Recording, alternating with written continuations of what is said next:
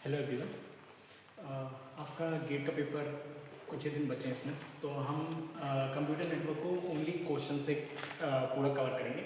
मतलब क्वेश्चंस के साथ हम टर्मिनोलॉजी को भी एक्सप्लेन करेंगे। इन डिटेल हम बाद में पढ़ेंगे, ठीक है।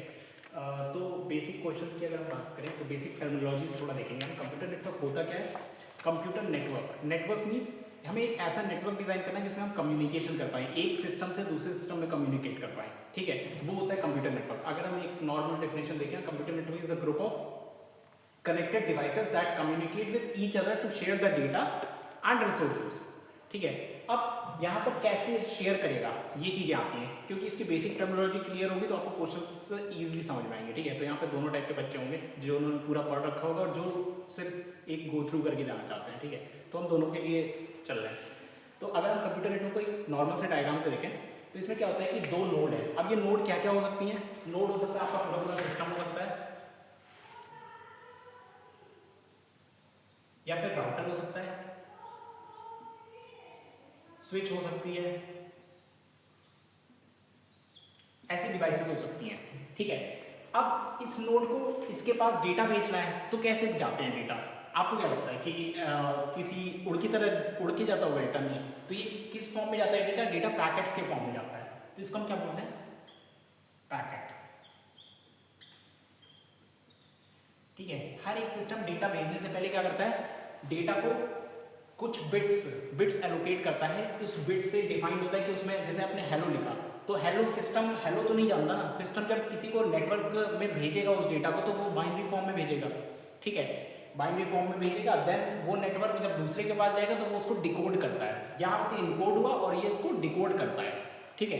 तो यहाँ पर डेटा पहुंचेगा तो ये भी नोड हो सकती है, ये भी कोई सिस्टम हो सकता है, राउटर हो सकता है, या फिर स्विच हो सकती है, किसी भी तरीके का हो सकता है।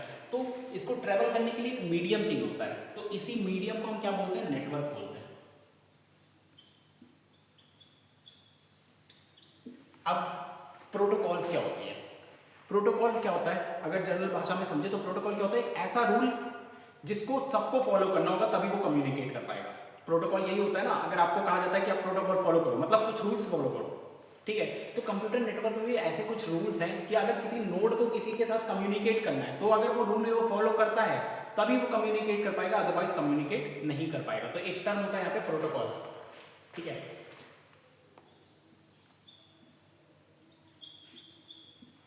प्रोटोकॉल, ठीक है। इसको फॉलो करना जरूरी है हर एक नोड को। हर एक नोड एक प्रोटोकॉल फॉलो करेगा। अब इसमें दो चीजें होती है, एक टीसीपी आईपी और दूसरा ओएसआई लेयर। देखो टीसीपी आईपी क्या होता है? रियल लाइफ में इंप्लीमेंटेड होता है। 4 लेयर आर्किटेक्चर, मतलब 5 लेयर आर्किटेक्चर होता है, ठीक है। वो रियली इंप्लीमेंटेड होता है। लेकिन हमें जो कंप्यूटर नेटवर्क में पढ़ते हैं वो कौन सा पढ़ते हैं? ओएसआई मॉडल पढ़ते हैं, जो हमें पढ़ना है, हर एक लेयर को हमें जानना है, ठीक है। तो ओएसआई मॉडल में हम कौन कौन सी लेयर पढ़ते हैं? हम ओएसआई का डिस्कशन करते हैं, ठीक है। तो ओएसआई में क्या क्या पढ़ते हैं?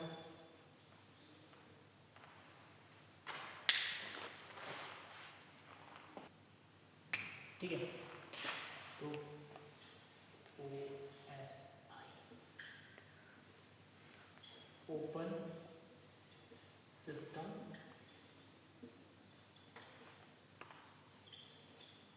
इंटरकनेक्शन। अच्छा, एक चीज और देखो, क्या कम्युनिकेशन आपने और कहीं देखा है?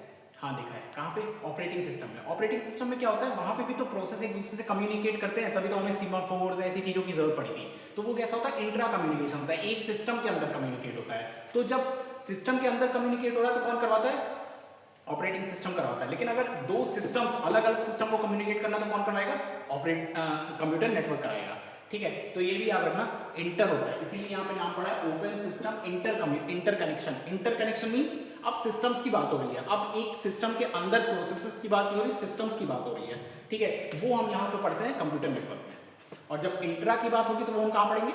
ऑपरेटिंग सिस्टम में, ठीक है। तो ओएसआई लेयर में कौन कौन सी लेयर होती है पहले बताया। सबसे पहले आती है फिजिकल लेयर,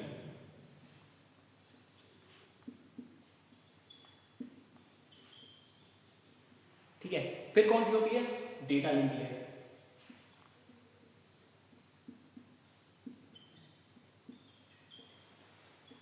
ठीक है। उसके बाद कौन सी होती है? नेटवर्क लेयर,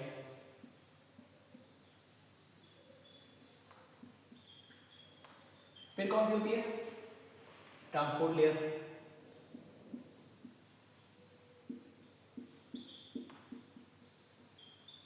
उससे ऊपर सेशन लेयर होती है।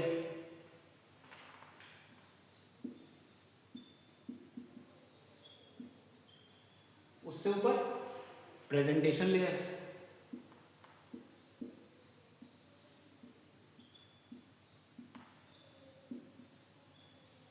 उसके ऊपर कौन सी लेयर होती है? लास्ट लेयर कौन सी होती है?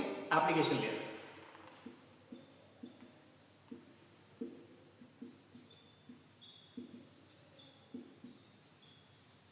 ठीक है, ये 7 लेयर होती है। कितनी हुई? 1 2 3 4 5 6 7, ये 7 लेयर होती हैं। किसमें? OSI सिस्टम में। बस क्या होता है, जब हम TCP IP की बात करते हैं ना, तो वो 5 लेयर आर्किटेक्चर हो जाता है, 1 2 3 4, और इन सबको मिला के हम क्या कहते हैं? Application layer. ठीक है, लेकिन हमें क्या पढ़ना है? हमें जो कंप्यूटर नेटवर्क गेट के लिए पढ़ना है, वो हमें सेपरेट सेपरेट सारी लेयर्स का डिस्कशन करना है। ठीक है, तो हम एक एक करके अब क्वेश्चंस के टर्म्स में बात करें। ठीक है, तो आपको मैंने प्रोटोकॉल बता दिया, रूल्स होते हैं, आपको पैकेट याद रखना है। उसके बाद अब हम इन लेयर वाइज लेयर में एक क्वेश्चन की सीरीज देखते हैं। लेयर के क्वेश्चंस देखेंगे, थ्योरी देखेंगे थोड़ी सी। मतलब आपको ये तो पता होना चाहिए फॉर्मूला आया कहाँ से, क्योंकि कई बार गेट में ऐसे क्वेश्चन आ जाते हैं कि आपको सीधा n के उसमें फॉर्मूला लिखना होता है। थोड़ा सा हम ये देखेंगे, इसके क्वेश्चंस देखेंगे, देन एक एक करके सारी लेयर्स के क्वेश्चंस देखेंगे। ठीक है, ये है हमारा आज का पूरा टास्क। ठीक है, तो हम क्वेश्चन स्टार्ट करते हैं। सबसे पहले फिजिकल लेयर में क्या होता है? फिजिकल लेयर में क्या होगा? फिजिकल लेयर क्या करता है भैया? आपका फिजिकल लेयर में कुछ काम नहीं होता। बेसिकली क्या होता है फिजिकल लेयर? ये एक इलेक्ट्रिकल एंड इलेक्ट्रॉनिक्स का कॉन्सेप्ट होता है। ये कैसे बिट जा रही है, मान लो ऐसी कुछ बिट है, ठीक है, तो ये ट्रांसफर होती है विथ मीडियम। अब मीडियम कैसा होता है? डिजिटल मीडियम कैसे होता है? ये जाती है एनालॉग सीरीज में। ठीक है, इस तरीके से जा रहा होता है। ठीक है, तो अब ये फिजिकल लेयर क्या करती है? इन बिट को ट्रांसफर करने का काम करती है। किसके पास? दूसरे नोड के पास। ठीक है, मेन हमारा कहाँ से काम स्टार्ट होता है? कंप्यूटर नेटवर्क का काम कहाँ से स्टार्ट होता है? CS वालों का वो मेनली स्टार्ट होता है डेटा लिंक लेयर से। ठीक है, तो डेटा लिंक लेयर में सबसे पहला कॉन्सेप्ट क्या है? फ्रेमिंग एंड बिट स्टफिंग का है। सबसे पहला कॉन्सेप्ट यही आया था। फ्रेमिंग एंड बिट स्टफिंग की क्या जरूरत क्या पड़ी कि अब फिजिकल लेयर पे क्या आ रहा होगा? डेटा लिंक लेयर से पैकेट्स आ रहे होंगे। ठीक है, हम यहाँ पे क्या बोलते हैं? पैकेट्स को फ्रेम बोलते हैं। ठीक है, तो यहाँ पे क्या होता है? डेटा लिंक लेयर के पास क्या होगा? पैकेट्स होंगे जो यहाँ पे क्रिएट हुए होंगे। इन सारी लेयर से क्रिएटेड होकर आए होंगे data link layer. Then data link layer एक एक पैकेट को किसको भेज रहा होगा? फिजिकल लेयर को भेज रहा होगा। लेकिन फिजिकल लेयर के पास क्या जा रहा होगा? क्या ये पैकेट जा रहा होगा? नहीं, क्या जा रही होगी? बिट्स जा रही होगी। बिट्स कैसे? 1 0 1 1 ऐसा कुछ फॉर्म में जा रही होगी। ठीक है, देन ये with the help of signals किसको दे रहा होगा? मीडियम का यूज करके किसको भेज रहा होगा? दूसरी नोड को भेज रहा होगा। ठीक है, तो अब ये कैसे पता चले कि ये एक पैकेट कितना था? तो इसी से एक कॉन्सेप्ट जनरेट हुआ, फ्रेमिंग एंड बिट स्टफिंग का। अब हम प्रोटोकॉल स्टार्ट कर रहे हैं। उसका सबसे पहले हम कौन सी देख रहे हैं? Framing and bit stuffing.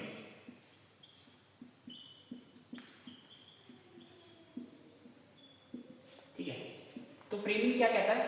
Framing कहता है कि अब कैसे पता चले कि ये एक पैकेट हमारे पास आ गया, मतलब एक डेटा, मतलब हेलो अगर मान लो लिखा है, हेलो का एक पैकेट अगर बना, ठीक है, ये फिजिकल लेयर पे आया 1 1 0 0 1 ऐसे कुछ करके आया। ठीक है, अब ये पता कैसे चले कि ये हेलो था पूरा? ये पैकेट कैसे पता चले? तो इसके लिए कहा गया फ्रेमिंग में कि आपके पास मान लो कोई डेटा है, बीच में डेटा होगा, यहां पर आपका डेटा होगा, हेलो का डेटा होगा, और स्टार्टिंग में कुछ बिट फिक्स कर दी और एंडिंग में कुछ बिट फिक्स कर दी।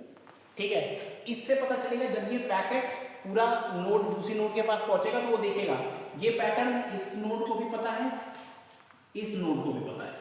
तो जब इस पे ये डेटा मिला तो इस नोड के पास आया तो वो यहां से स्कैन करना शुरू करेगा और देखेगा 4 बिट मैच हो गई जो इसको डिकोड कर रही थी, हाँ, तो वो समझेगा ये स्टार्टिंग बिट है। ठीक है, देन यहां से डेटा स्टार्ट है 1 1 0 0 0 1 0 1 ऐसा कुछ डेटा था।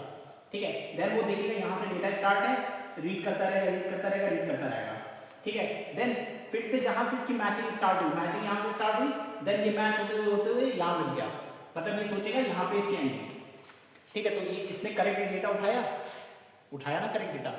तब हमने क्या किया, इसको हमने एक प्रोटोकॉल लगाया कि हम जब डेटा भेज रहे होंगे तो डेटा लिंक लेयर पे कुछ बिट स्टार्टिंग बिट डालेंगे और कुछ एंडिंग बिट डालेंगे। ठीक है। जब ये दूसरी नोड के पास जाएगा तो वो इसको डिकोड करने के लिए क्या यूज करेगा, सेम जो बिट्स है, स्टार्टिंग बिट्स और एंडिंग बिट्स दोनों सेम है, ठीक है। इन दोनों का यूज करके वो देखेगा डेटा कितना है इस पैकेट के अंदर, ठीक है। दिक्कत लेके अब इसका क्या हो सकता है कि ये पैटर्न कहीं बीच में भी आ जाए। अगर बीच में आ गया तो फिर वो डेटा आधा उठा लेगा। हो सकता है ऐसा हो जाए ना कि 0 1 1 1 इसने ये ट्रांसफर किया था, ये बिट इसने इंट्रोड्यूस किया है एज अ स्टार्टिंग बिट, और एंडिंग बिट क्या इंट्रोड्यूस की है, वो भी सेम ही की है 0 1 1 1। लेकिन हो सकता है कि ऐसा कुछ डेटा रहा जिसमें ये पैटर्न इसी में आ गया, तो वो इसको स्कैन करते हुए जा रहा हुआ, यहाँ उसको मिला स्टार्टिंग बिट, देन फिर स्कैन करते हुए 0 मिला, देन 1 1 1, यहाँ पे इसको लगा कि ये मेरी एंडिंग बिट आ गई, तो वो डेटा क्या उठाया इतना। लेकिन आपका डेटा क्या था, पूरा, ये पूरा डेटा था, तो यहाँ पे क्या हो गया, एरर हो गई। तो फिर कॉन्सेप्ट आया बिट स्टफिंग का।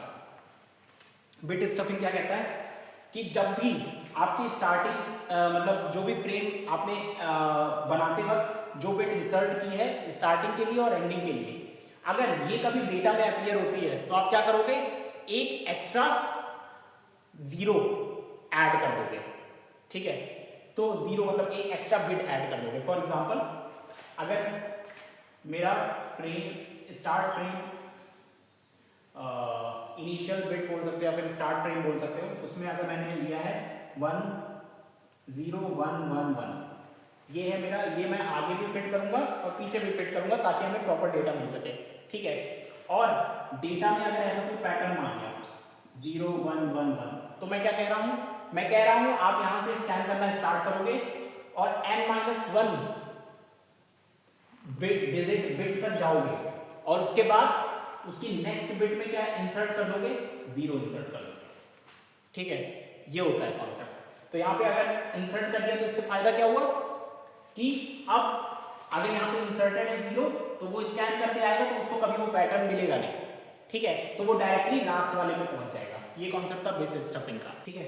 तो कहाँ पे बिट स्टफ किया, हमेशा n-1 1 पे मिलने के बाद हम बिट स्टफ करेंगे, ठीक है।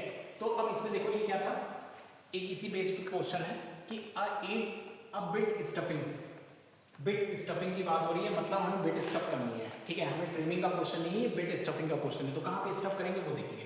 बेस्ड फ्रेमिंग प्रोटोकॉल है use as an 8 bit delimiter. 8 bit delimiter मतलब आपको पैटर्न दे रखा है कि आपका स्टार्टिंग पैटर्न क्या है और एंडिंग पैटर्न क्या है, उसके बीच में डेटा है, ठीक है। If the output bit string क्या दे रखी है, 0 कितनी बार, 1 5 बार, 1 2 3 4 5, देन 0 0 1 0 1, ठीक है। मैंने क्या कहा था, n-1 मतलब n-1 1 के बाद, सही मायने में यहाँ पे क्या होना चाहिए था, 1 होना चाहिए था, ठीक है। अगर यहाँ पे 1 होता तो हम कहाँ इंसर्ट करते, यहाँ पे इंसर्ट करते, लेकिन हम देखेंगे n-1 1 के बाद कहाँ आया, यहाँ पे आया, तो हम 5वें बार इंसर्ट करेंगे।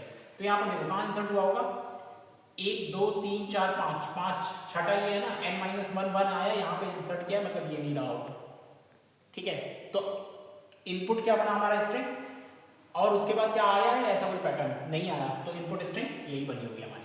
तो ऐसा ऑप्शन देख लो कहाँ पे है, 0 5 बार 1 1 2 3 4 5 0 1 0 1, ये ऑप्शन सही है, ठीक है। ये होता है बिट स्टफिंग। अब एक और क्वेश्चन देखें, अगर फॉर एग्जांपल आपके पास डेटा है 0 1 1 1, ये है आपका 8 बिट डेलीमीटर पैटर्न, ठीक है। अब आपके पास डेटा कुछ ऐसा है,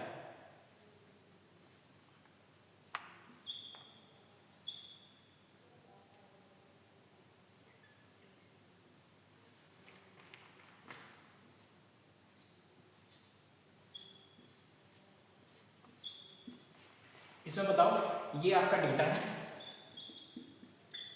और ये आपके 8 बिट डेलीमीटर पैटर्न है, ठीक है, जो कि स्टार्टिंग और एंडिंग में लगेगा। इसमें कहाँ कहाँ आपको बिट स्टफ करनी पड़ेगी, तो हमने क्या सीखा है, 0 स्टार्टिंग n-1 तक जाओ और उसके बाद 0 इंसर्ट करो। तो कहाँ कहाँ कितने नंबर ऑफ टाइम्स, ऐसा क्वेश्चन आ सकता है कि कितने नंबर ऑफ टाइम्स इंसर्ट करना पड़ेगा। तो देखो स्टार्ट करो 0 1 2 3 आया, मतलब अब इंसर्ट करना पड़ेगा, डेटा मैच हो सकता है, इंसर्ट मार देगा, पहला इंसर्ट यहाँ पे हुआ, फिर आगे आया 0 1 1 1 1, फिर मिला, फिर आ सकता है पैटर्न, यहाँ पे इंसर्ट मार दिया, देन फिर आगे वाला 0 0 0 0 फिर 0 1 1 1 फिर पैटर्न मैच किया, यहाँ पे इंसर्ट मार दिया। तो कितनी बार इंसर्ट मारा?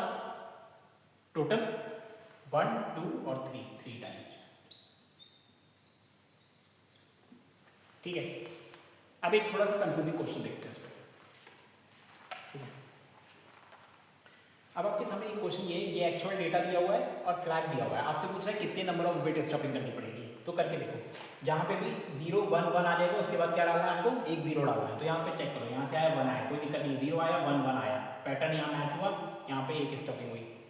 ठीक है, यहाँ 0 आया, देन 0 आया 1 1, फिर से पैटर्न मैचिंग हो जाएगी, और अब यहाँ एक 0 इंसर्ट करेंगे, देन 0 0 1 1 फिर से आया, यहाँ पे 0 इंसर्ट करेंगे। मतलब आउटपुट डेटा क्या बना मेरा? 1 0 1 1 0 1 1 0 0 1 1 0। अब ये जाएगा किसके पास? जो हमारा रिसीवर है। अब रिसीवर इसको डिकोड कैसे करेगा? 1 आया 0 आया, कोई दिक्कत नहीं, 0 0 आया, 0 1 1 आया, पैटर्न मैचिंग हुई, देन ये 0 इसको हटा दे। ठीक है, 1 1 0 आया, देन 0 1 1 0 1 1 फिर आया, फिर ये इसको हटा देगा। लेकिन क्या ये एक्चुअल डेटा और जो उसने रिसीवर ने डेटा एक्सेप्ट किया वो सही किया? नहीं किया। क्यों? क्योंकि जब वो इस 0 को हटा देगा तो फिर उसको ये पैटर्न मिलेगा क्या? नहीं मिलेगा। लेकिन हमारा रूल क्या कहता है? जब भी ऐसा पैटर्न मिले क्या करो? स्टफ करो। ठीक है, तो यहाँ पर डेटा इनकंसिस्टेंसी आ गई। क्या था ये? इसका एक ड्रॉबैक था फ्रेमिंग एंड बिट स्टफिंग का। ठीक है, तो इसको फिर दूसरे एल्गोरिथम ने इम्प्रूव किया। ठीक है, हम अब बहुत डिटेल में तो नहीं जा सकते क्योंकि हमें क्वेश्चंस कवर करने हैं सारे। ठीक है, तो ये कॉन्सेप्ट था फ्रेमिंग एंड बिट स्टफिंग का। आपको ऐसा कोई क्वेश्चन आता है तो आप इस तरीके से उसको अटेम्प्ट करोगे। ठीक है, अब दूसरे क्वेश्चंस की हम बात करते हैं। ठीक है, दूसरे टॉपिक के। ठीक है, तो अब एक दूसरा क्वेश्चन है, ये बेस्ड है फ्लो कंट्रोल पर। फ्लो कंट्रोल भी जब फ्रेमिंग एंड बिट स्टफिंग के बाद इसमें कॉन्सेप्ट क्या आता है? फ्लो कंट्रोल का। अब फ्लो कंट्रोल में कई एल्गोरिथम्स हैं, मतलब कई प्रोटोकॉल्स हैं, जैसे स्टॉप एंड वेट हो गई और स्लाइडिंग विंडो प्रोटोकॉल हो गई, ऐसी है। तो ये हम पहले देख रहे हैं किस पे? स्टॉप एंड वेट पे क्वेश्चन देख रहे हैं। लेकिन इससे पहले हम फ्लो कंट्रोल पे जाने से पहले कुछ टर्मिनोलॉजी को समझते हैं। पहली होती है बैंडविड्थ। बैंडविड्थ क्या होती है?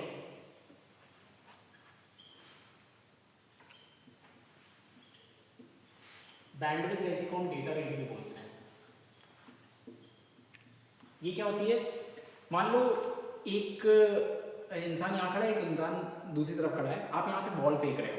ठीक है, बॉल फेंक रहे हो, आप पहले कुछ स्पीड से फेंक रहे हो, वो बॉल कैच कर रहा है, अपने बास्केट में रख रहा है, आप बास्केट से उठा रहे हो, बॉल फेंक रहे हो, फिर वो कैच कर रहा है, रख रहा है।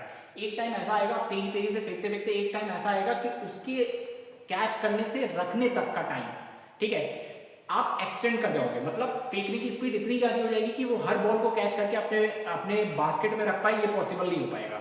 ठीक है, तो बैंडविड्थ क्या होता है? आप किस स्पीड से डेटा पैकेट फेंक रहे हो, ठीक है, इसको हम बैंडविड्थ कहते हैं। एक तरह से इसको स्पीड भी कह सकते हैं।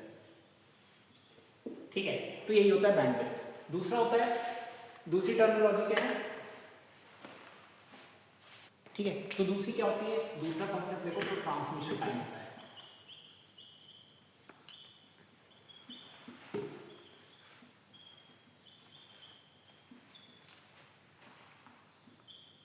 इसको हम किससे बेसिकली जनरली दिखाते हैं? टीएफ से दिखाते हैं। ठीक है, ये क्या होता है बेसिकली? मान लो एक नोड यहाँ है ए नाम की और एक यहाँ है बी नाम की। ठीक है, ट्रांसमिशन टाइम होता है कि जब डेटा लिंक के पास पैकेट आया, उसके बाद फिजिकल लेयर के पास आया। अब फिजिकल यहाँ पर इनके बीच में क्या है? एक मीडियम है जिसमें ये कम्युनिकेट कर रहे हैं। ठीक है, अब यहाँ पर फ्रेम आया, कितना टाइम लगा इस फ्रेम को नोड ए को फिजिकल लेयर से लेकर मीडियम पे डालने में, उस टाइम को हम क्या कहते हैं? टीएफ कहते हैं। ठीक है, तो स्पीड इज इक्वल टू क्या होता है? डिस्टेंस अपॉन टाइम होता है, ये तो सबको पता होगा। ठीक है, अब आपको इसको लेंथ पता है कैसे? कि कितना टाइम लगा इसको फेंकने में। तो एक फ्रेम की लेंथ आपको गिवन होगी, मान लेते हैं हम इसकी एल है। ठीक है, ठीक है, तो आपको डिस्टेंस पता है, पता है, देन कितनी स्पीड में आप बॉल फेंक रहे हो, आप बॉल उठा के फेंक रहे हो ना, कितने स्पीड में फेंक रहे हो, आपको बैंडविड्थ पता है। ठीक है, तो यहां से आप क्या निकाल सकते हो? टीएफ निकाल सकते हो। टीएफ क्या हो जाता है? Distance upon speed. यहाँ पे डिस्टेंस क्या मिल रखी है? एल, और स्पीड क्या दे रखी है आपको? बैंडविड्थ, जो भी होगी आपकी डेटा रेट। हम इसको एस से या फिर बी से रिप्रेजेंट करते हैं। ठीक है, तो यहाँ पे बी हो गया, ये क्या बना? टीएफ। ठीक है, इसी को हम बोलते हैं ट्रांसमिशन टाइम। आपको ये निकालना पड़ेगा। हर बार क्वेश्चन में क्या दिया होगा, इस डेटा फ्रेम की लेंथ दी होगी और कितने स्पीड से फेंका जा रहा है वो दिया होगा आपको, तो उससे क्या मिल जाएगा आपको, ट्रांसमिशन टाइम मिल जाएगा। देन तीसरा होता है propagation time, propagation delay. Propagation delay क्या होता है, ये क्या मिला आपको, टीएफ मिला, ठीक है, ट्रांसमिशन टाइम इतने टाइम में आ गया।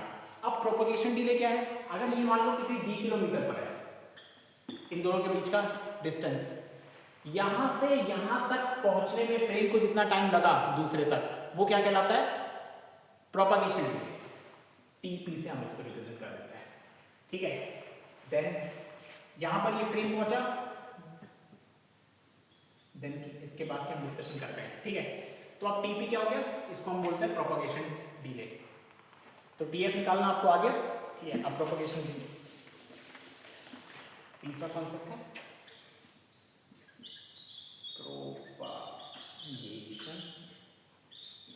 डिले, ठीक है। तो प्रोपगेशन डिले क्या है, टीपी। अब टीपी कैसे निकालोगे, आपको डी किलोमीटर दिया है, अगर देखो कभी कभार आपको प्रोपगेशन डिले डायरेक्ट दे देगा, ट्रांसमिशन टाइम डायरेक्ट दे देगा, लेकिन नहीं दिया तो निकालने का देख लो, आपको दो नोड के बीच की डिस्टेंस देगा और आपको स्पीड देगा, ठीक है, कितनी स्पीड है इस मीडियम में फ्रेम को या फिर सिग्नल को ट्रेवल करने की, वो देगा। तो आप यहाँ से टीपी निकाल लोगे। तो अगर हम डी किलोमीटर इसको मान रहे हो, ऐसी स्पीड इसकी मान लेते हैं सिग्नल की, तो ये क्या हो जाएगा, डिस्टेंस अपॉन स्पीड, यहां से आपकी टीपी निकल लेगी, ठीक है। अब टोटल टाइम कितना लगा यहां से यहां तक आने में, टीएफ प्लस टीपी लगा यहां तक आने में।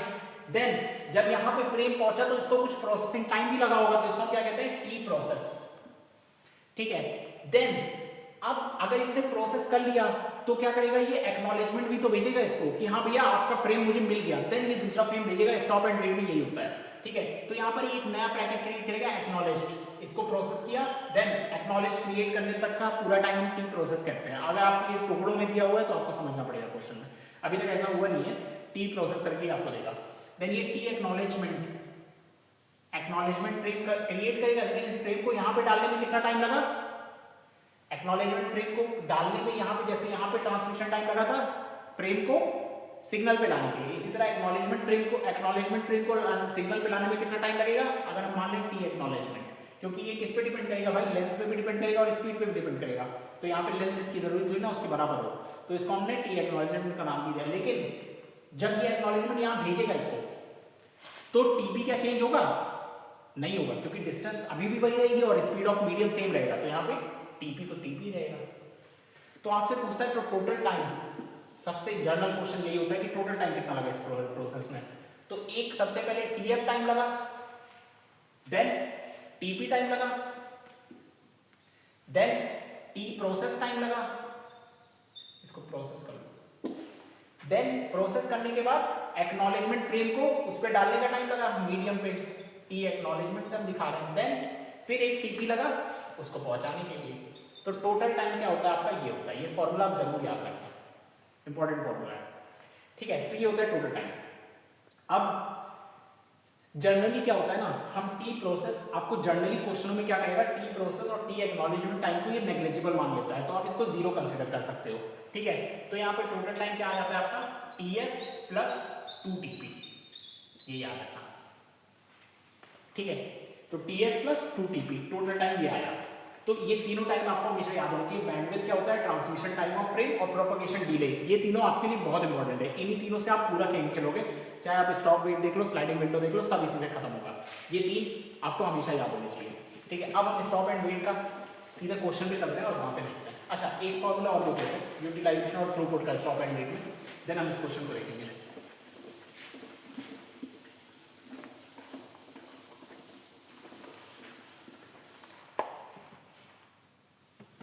तो स्टॉप एंड वेट के दो फॉर्मूले आप याद रखना।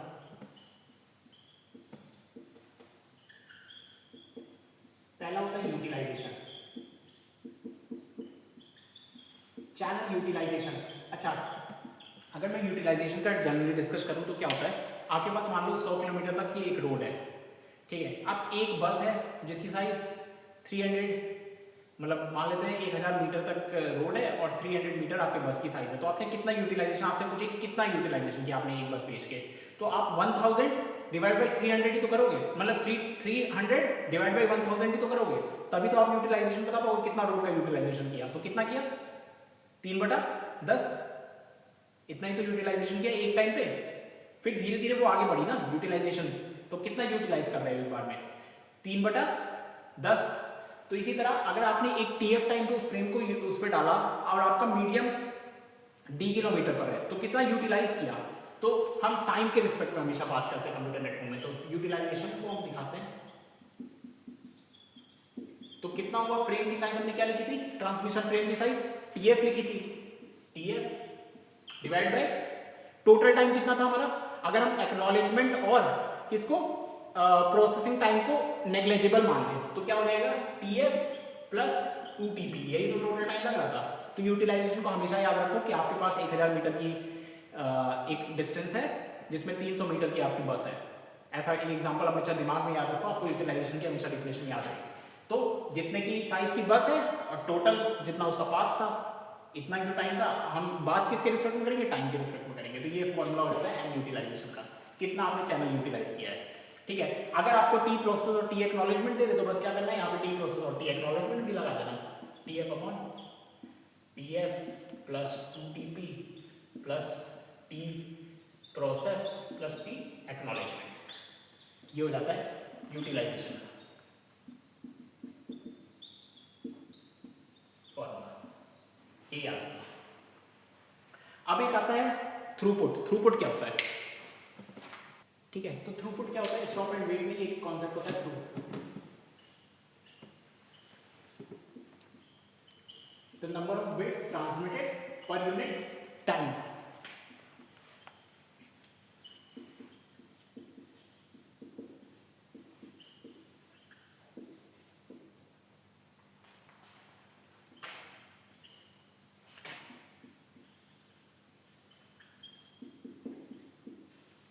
तो देखो नंबर ऑफ बिट्स क्या थी, बिट्स हमारा रियल डेटा क्या था, एल लेंथ का था ना, हमने माना था।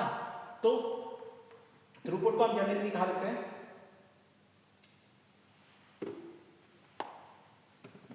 आर ई से रिप्रेजेंट कर देते हैं, ठीक है। तो थ्रूपुट क्या हो जाता है, लेंथ एल बिट हमने मानी थी, अगर स्मॉल एल मानी थी, bits divide by total time, वही तो था transmitted per unit time. Per unit time मतलब टोटल टाइम में कितना ट्रांसमिट किया, तो टीएफ प्लस 2टीपी, और अगर टी प्रोसेस और टी एक्नॉलेजमेंट दिया तो वो भी लगा देंगे। तो थ्रूपुट का फॉर्मूला ये बना। अब ये बताओ इस एल बिट को हम क्या लिख सकते हैं, स्पीड इक्वल टू क्या था, डिस्टेंस अपॉन टाइम था। डिस्टेंस क्या थी मेरी, एल थी, टाइम क्या था, टीएफ, और स्पीड मतलब बैंडविड्थ थी, ठीक है। तो हम इसको क्या लिख सकते हैं, एल को लिख सकते हैं हम टीएफ इनटू स्पीड या फिर बैंडविड्थ की speed divide by TF plus two TP, ये भी लिखा जा सकता है, हाँ ठीक है, ठीक है। तो एक फॉर्मूला थ्रूपुट का ये भी बनता है। मतलब आपको एक फॉर्मूला याद रखना है, ये सारे आपको डिराइव करने हैं। अब एक फॉर्मेट और हो सकता है इसका, टीएफ को क्या लिख सकते हो, एल बाई एस लिख सकते हो into S upon TF plus two TP. तो यहाँ पे एल बाई एस क्या हो जाता है, टीएफ हो जाता है, ठीक है। तो ये भी एक फॉर्मेट हो जाता है कि ये कट जाएगा तो दोबारा एल मिल जाएगा। तो ऐसे कुछ फॉर्मेट्स होते हैं, तो याद रखो। और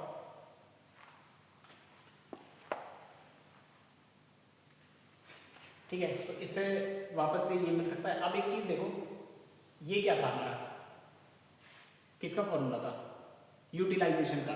तो आप इसको एक तरीके से और लिख सकते हैं, यूटिलाइजेशन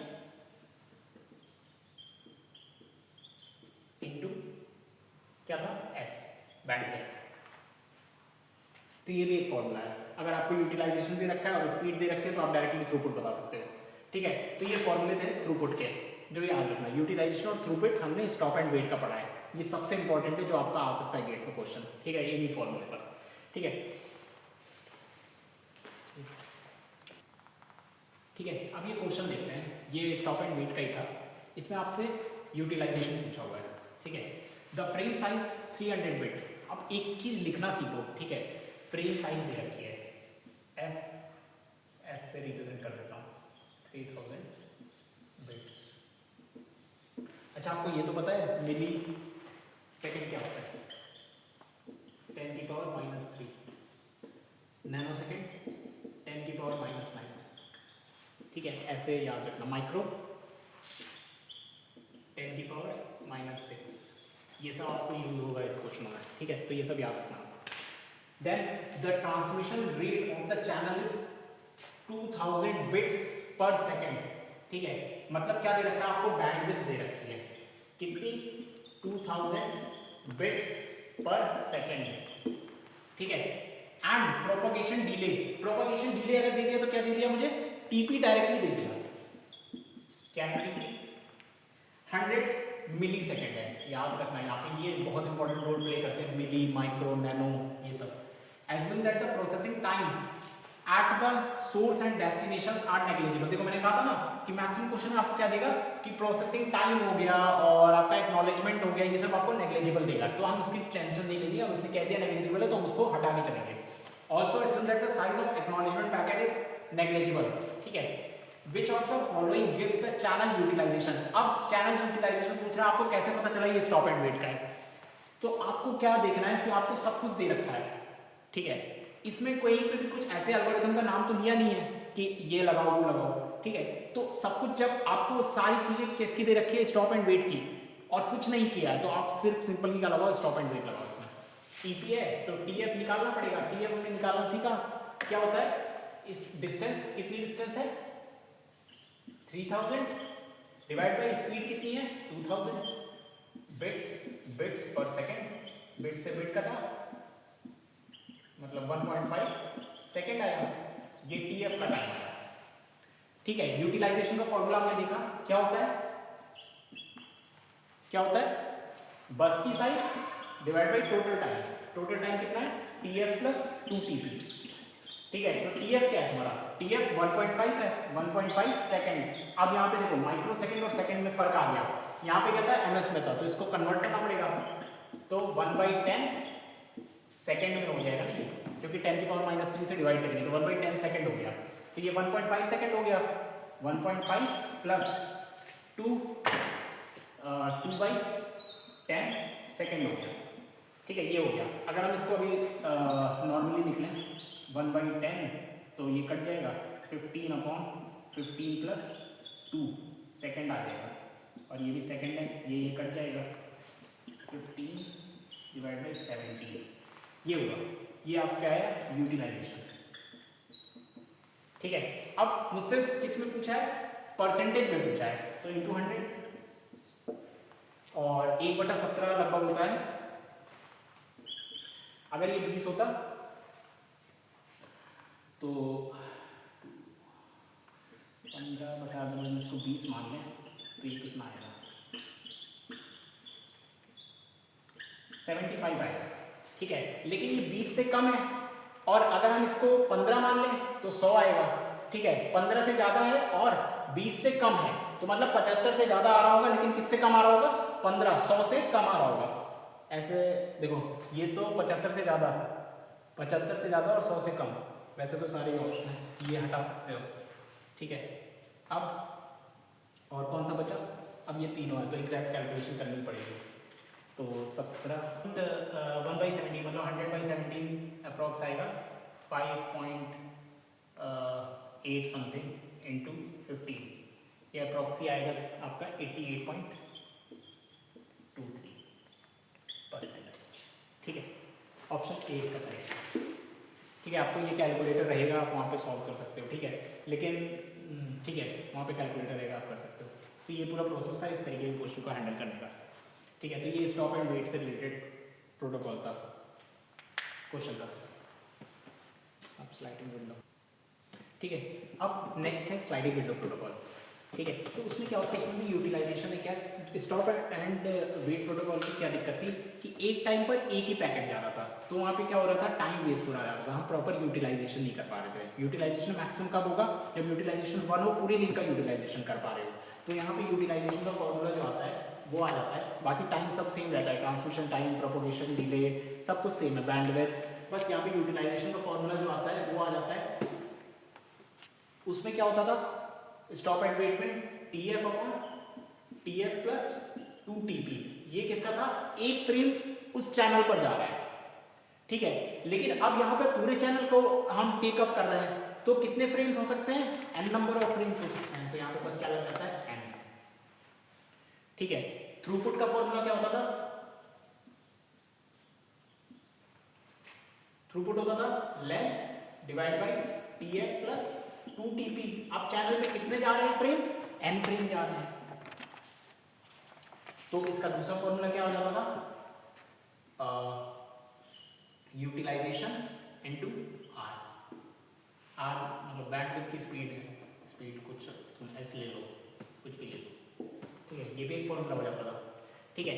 अब यूटिलाइजेशन अगर मैक्सिमम करना है तो मैक्सिमम कितना हो सकता है यूटिलाइजेशन, 0 से 1 के बीच में 1 हो सकता है, और अगर 1 हुआ तो n into TF upon TF plus 2TP।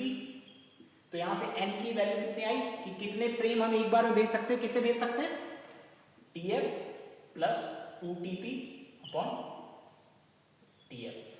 इतने मैक्सिमम नंबर ऑफ फ्रेम एक बार में भेजे जा सकते हैं। अब अगर मान लो मैंने 10 फ्रेम एक साथ भेज दिए, तो ये रिसीवर को कैसे पता चलेगा कि कौन सा फ्रेम पहले आना चाहिए था, कौन सा फ्रेम बाद में आना चाहिए था। तो उसके लिए हम बिट्स का यूज करते हैं कि हर एक को हम यूनिक नंबर असाइन कर सके, ठीक है। तो यहां से हम n निकाल लेते हैं। अब मान लो n की वैल्यू अगर 9 आई, ठीक है, तो कितने बिट लगेंगे इन 9 फ्रेमों को डिफरेंशिएट करने के लिए, कितने बिट लगेंगे, कैसे निकालते हैं। अगर मैं पूछूं कि 2 आया तो कैसे करेंगे, तो 0 हो सकता है, 1 हो सकता है और 2 हो सकता है। 1 2 3 नंबर, तो कितने, 2 की पावर 2, मतलब 2 बिट लगेंगे इनको रिप्रेजेंट करने के लिए। 2 बिट कैसे, 0 0 0 1 1 0, ठीक है। अगर मैं मान लूं 7 को रिप्रेजेंट करना है तो कितने बिट लगेंगे, 7 नंबर को अलग अलग रिप्रेजेंट करना है तो कितने बिट लगेंगे, 2 की पावर 3 कितना होता है, 8 होता है, ठीक है। तो 2 की पावर 3 बिट लगेंगे। इसी तरह 9 है तो देखो 3 2 की पावर 3 8 होता है, उससे ज्यादा है तो इसके नेक्स्ट वाले पे जाओगे 2 की पावर 4 16 होता है, तो इसको भी रिप्रेजेंट करने के लिए 4 बिट लगेंगे। तो अगर पूछे कि कितने बिट यूनिकली आइडेंटिफाई करने के लिए लगेंगे, तो upper bound of log n, ये हो जाता है फॉर्मूला, ये भी याद रखना, ठीक है। तो ये फॉर्मूला कैसे मैंने रिलेट किया आपको ये समझ में आना चाहिए, ठीक है। तो ये था। अब एक क्वेश्चन है, इसी पे हम ये देखते हैं। Host A sending a data to host B over a full duplex link. Full duplex link क्या है, मतलब A B को भी सेंड कर सकता है और B A को भी सेंड कर सकता है डेटा, ठीक है। ऐसे इतना मतलब है इसका फुल डुप्लेक्स लिंक का। A and B are using the sliding window protocol, देखो यहाँ पे भेज दिया है sliding window protocol for flow control. The sender and receiver window size are 5 packets each, मतलब n की वैल्यू 5 है। Data packet send only from A to B, A से B से भेजा जा रहा है, मतलब इधर की तरफ है। उसके बाद क्या कहता है, आर ऑल 1000 बिट्स लॉन्ग। अच्छा, हर एक की साइज दे रखी है, मतलब लेंथ दे रखी है कितनी, 1000, बाइट दे रखी है, ठीक है। इस बार याद रखना बाइट है, बिट्स नहीं है, ठीक है। And the transmission time for such packets is, transmission time दे रखा है, मतलब TF दे रखा है मुझे कितना, 50 माइक्रोसेकेंड है ये। माइक्रोसेकेंड मतलब 10 की power -6। Acknowledgement packet send only from B to A, B to A acknowledgement packet भेजा होता है, are very small and required negligible. Acknowledgement time मुझे नेग्लिजिबल दे रखा है, ठीक है। द प्रोपगेशन डिले, TP की बात कर रहा है, propagation delay over the link is 200 microsecond, 200 microsecond है, ये भी याद रखना, 10 की power -6। What is the maximum achievable throughput निकालना है, थ्रूपुट निकालना है इन द कम्युनिकेशन, थ्रूपुट निकालना है कि मैक्सिमम कितना हो सकता है। तो देखो थ्रूपुट का फॉर्मूला क्या है, ये है n, n की वैल्यू 5 दे रखी है, ठीक है। तो अगर हम इसको सॉल्व करें r इक्वल टू 5 इंटू, अब TF हमें डायरेक्टली दे रखा है तो हमें इसकी जरूरत है क्या, है ना, 1000 बाई है, divide by total time, TF कितना है 50 प्लस 2 इंटू 200 मतलब 400 माइक्रो सेकेंड में ये सब कुछ, ठीक है। तो ये कितना हुआ 5000 bytes divide by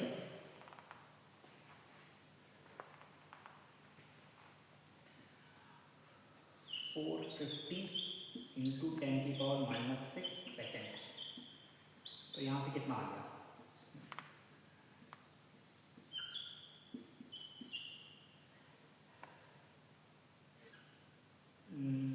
hundred upon 9 into 10⁻6 bite पर सेकेंड। आंसर किसमें दिया है इस पर डिपेंड करेगा, ठीक है। तो ये इसका आंसर था थ्रूपुट का, इसी में आंसर दिया। अगर बाइट में, अगर बिट्स में दिया होता तो फिर चेंज करना पड़ता, ठीक है। अब मुझे एग्जैक्ट नहीं पता कि ऑप्शन में क्या था, ठीक है। तो ये है। अब इसको अगर और सॉल्व करना है तो 100/9 मतलब 1/9 अप्रॉक्सीमेट, अगर 100/9 है तो 11.11 इंटू 10⁻6 बिट्स बाइट पर सेकेंड आएगा, यही आंसर होगा। और अगर बिट्स में करना है तो एक बाइट बराबर 8 बिट होता है, बस यहाँ पे 8 से मल्टीप्लाई कर दो, आंसर आ जाएगा, ठीक है। तो ये पूरा कॉन्सेप्ट था स्लाइडिंग विंडो प्रोटोकॉल का। अब इसी से कॉन्सेप्ट जनरेट होता है, उस पर भी क्वेश्चन आते हैं, ठीक है। अब नेक्स्ट क्वेश्चन हम देखते हैं, हो गया शुरू, तो बताइए कब, ठीक है। स्लाइडिंग विंडो प्रोटोकॉल का हमने एक क्वेश्चन देखा था, ठीक है। अब उसमें दो चीजें होती है, एक होती है गो बैक एंड प्रोटोकॉल।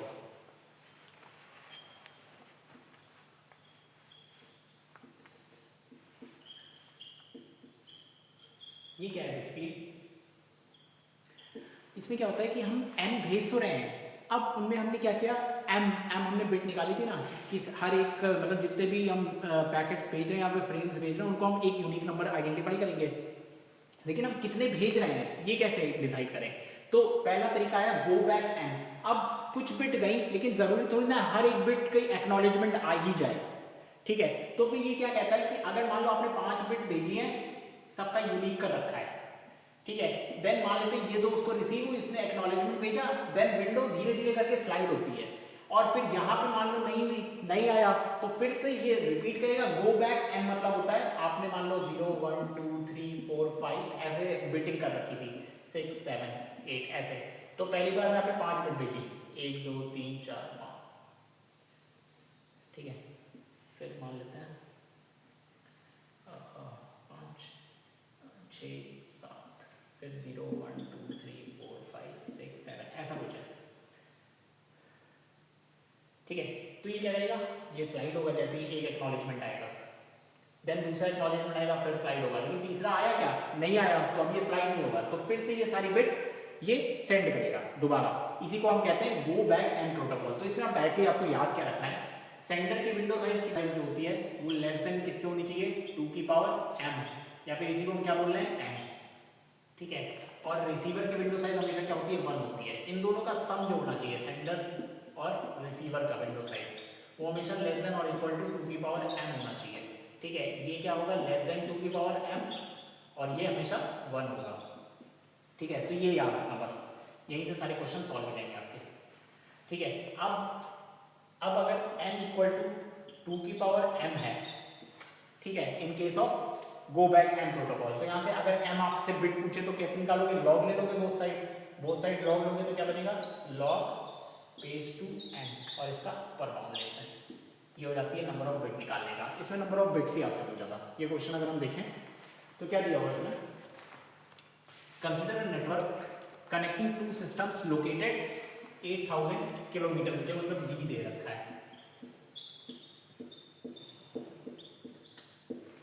ठीक है, मतलब दो नोड के बीच की डिस्टेंस। उसके बाद देखते हैं apart the propagation speed of media, इस बार प्रोपगेशन स्पीड दे रखी है, ठीक है, तो हम स्पीड ऑफ प्रोपगेशन लिख देते हैं, ठीक है। चैनल की मतलब दे रखी है 4 × 10⁶ मीटर पर सेकेंड, ठीक है। और एक और चीज आपको दे रखी है bandwidth of the network, network की बैंडविड्थ भी दे रखी है, बैंडविड्थ दे रखी है मतलब स्पीड ऑफ ट्रांसमिशन एक तरह से बोल सकते हो, तो 500 × 10⁶ बिट्स पर सेकेंड दे रखी है, ठीक है। देन क्या कहता है, it's needed to design a go back and sliding window protocol, average packet size is 10⁷ bits दे रखी है, average packet size दे रखी है, तो average packet size कितनी दे रखी है 10⁷, ठीक है, bits,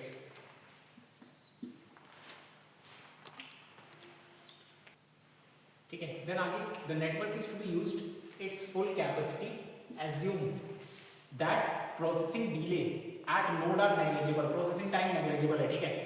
The minimum size of the bits of the sequence number field has to be, minimum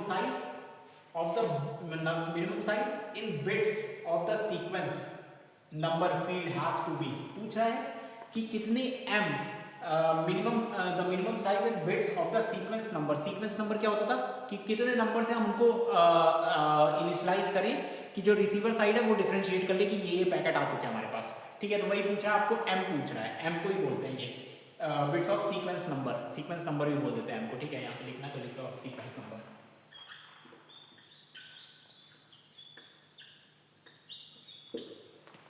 ठीक है। तो अब यहाँ पे देखो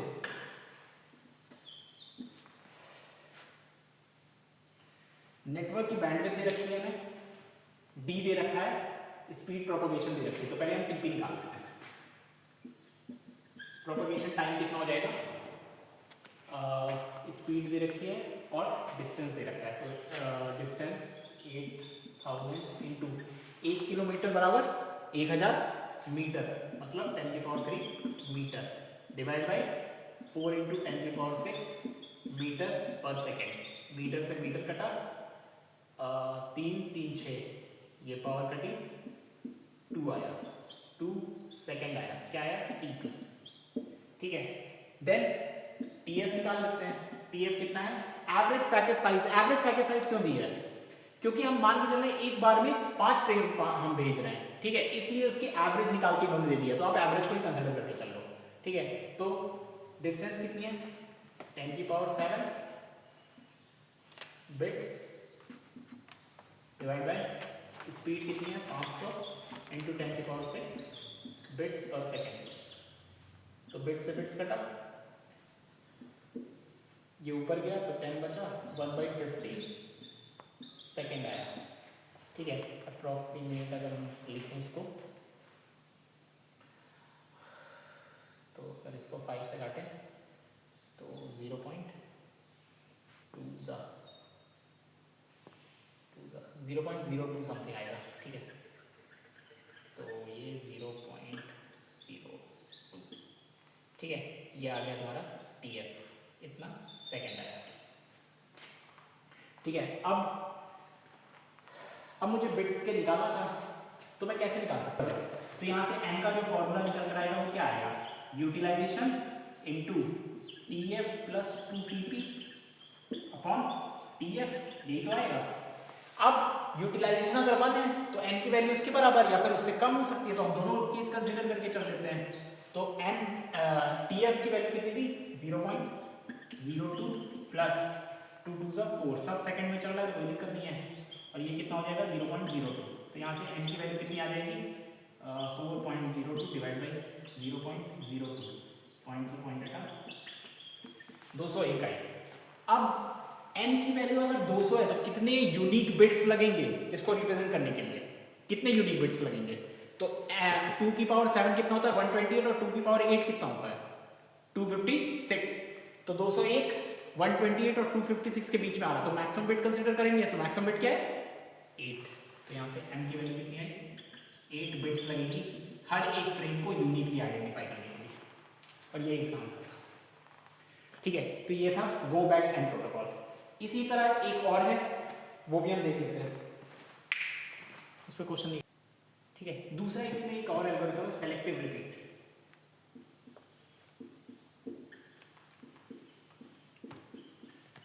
देखो यार इसका ड्रॉबैक क्या था कि 5 भेजा, एक एक करके रिस्पॉन्स आ रहा है, ठीक है, ये इसका ड्रॉबैक था। तो उसको ओवरकम सेलेक्टिव रिपीट से किया गया। तो यहाँ पर क्या कहा गया, सेंडर की विंडो साइज और रिसीवर की विंडो साइज दोनों किससे लेस देन और इक्वल टू होंगी 2 की पावर n-1 से, ठीक है। अब अगर n इज लेस देन और इक्वल टू 2 की पावर n-1 है तो कितनी बिट लगेंगी, taking log on both the side, तो क्या हो जाएगा log n लेस देन और इक्वल टू n-1 और बेस 2, ठीक है। तो 1 इधर जाएगा तो n की वैल्यू अप्रोक्सीमेट किसके बराबर होगी, log n बेस 2 प्लस 1।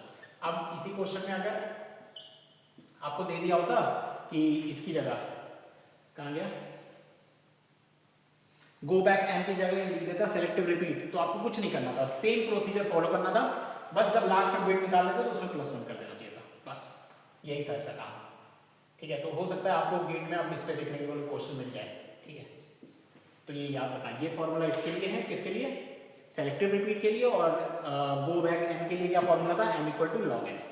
ये यहाँ पे पूरा आपका डेटा लिनियर का ये कॉन्सेप्ट था, ठीक है। इसके बाद फर्दर क्वेश्चन देखते हैं।